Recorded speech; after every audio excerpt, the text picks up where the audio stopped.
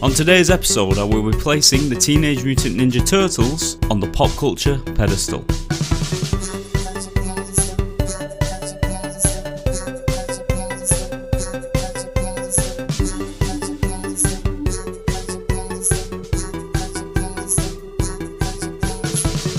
In 1991, the Teenage Mutant Ninja Turtles 2, The Secret of the Ooze, was released, but unfortunately it could never compare to the first movie, even with a budget more than twice the size of the first movie. For instance, the whole feel of the first movie, the grittiness, the way it followed Peter and Kevin's comic book run, the script, the director, all of this was missing from the second movie. The first movie did really well, so they wasted no time whatsoever in churning out this second movie, and maybe that was part of the problem because this movie was rushed.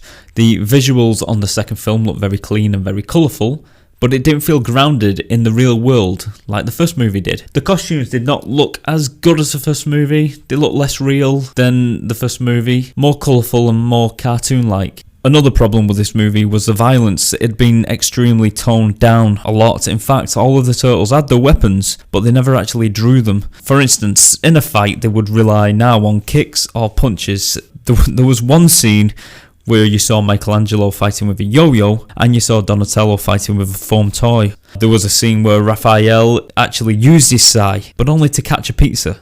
And then after that scene, you very rarely saw him use them again. Actually, I would say that the sais remained in his belt for more or less the rest of the movie. There was another scene that I can bring to mind where Leonardo actually used his swords, actually used them to throw into the ceiling, and then he jumped up and he hung off the swords and kicked the enemies whilst he was hanging off the swords in the ceiling. It was just ridiculous that they weren't allowed to use the weapons. The movie's plot revolves around the Ooze that created the Turtles. Oh, and the Shredder. Shredder is back now, and it would seem that he survived, and now he's hell-bent on mutating his own creatures to fight the Turtles. But if you were hoping to see Bebop and Rocksteady in this movie, you're going to be disappointed. This film takes place 1 year after the events of the first one. This always frustrated me due to the scene where we see Shredder's hand burst through the garbage on the dump, and we discover that he survived. So does this mean that the Shredder had always been lying in the dump for a whole year? I mean, we see that the Turtles are now living with April in a new apartment since her last one was burnt down. Now, are we meant to believe that the Shredder has just arrived back from the dump, but the Turtles have settled down and April settled down in this new apartment, so it's been a year, and he's survived all this time in the dump? Another thing is, I always told myself that Shredder's return must have been a flashback to the same night he fell, as the foot had all arrived to the fallback spot, and Tatsu, Shredder's second in command, was still pissed about the Shredder's death in the scene that we see in the movie, which is depicted as being straight after the events of number one, although it doesn't match up. The timelines don't add up. I mean, you've got the Turtles who have been living with April for a year after the events of the last movie, and then you've got the Shredder and the Foot Clan meeting up at the dump directly after the events of the last movie. It just didn't make sense to me. I just put it all down to bad writing. Now, Jim Henson's workshop did come back for this movie, but as I said before, I don't think the look of the Turtles was quite right. This could be due to Henson's death. I'm not sure if his presence would have made a difference or not, but as he died just before the release of the first movie, and this film is actually a tribute to him. Another thing that was a disappointment was the absence of Judith Hoag as April O'Neil. Judith played April in the first movie, but in this movie she's replaced by Paige Turco. Paige was fine. She was a good April, but it's just a shame not to see the original actors come back. Now, apparently Judith wasn't invited back due to conflicts on the first movie. She didn't agree with the amount of violence in the movie.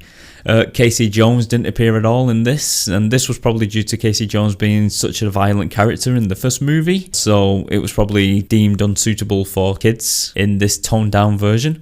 The actor who actually played the Shredder in the first movie didn't return either. This never actually bothered me as a child because Shredder's behind a mask, so you never really notice that.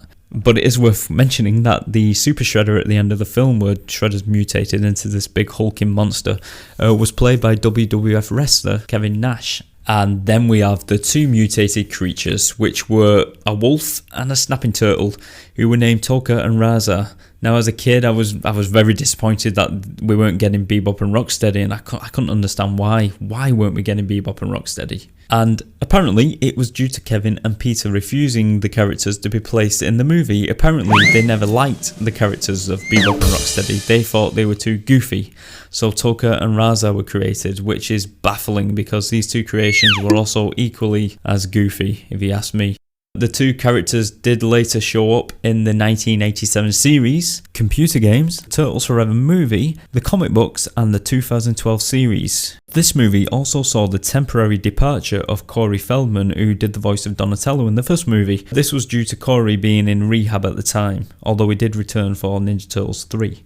On this movie, we saw the inclusion of a new character named Keno, played by Ernie Reyes, who was actually a stuntman in the first movie and was given his own character to play. And I didn't realise this at the time, but Ernie Reyes has been in a few other movies that you may recognise. One that sticks out to me is the movie Red Sonja, starring Bridget Nielsen and Arnold Schwarzenegger. Ernie actually played the spoiled young prince, and he also had a role in the movie Surf Ninjas. But at the time, when I was a kid and I used to love watching these films, I never made the connection. And it's interesting to see now when I watch them now on TV, I think, oh yeah, that's him. It's obvious it's him, but at the time I never really made the connection.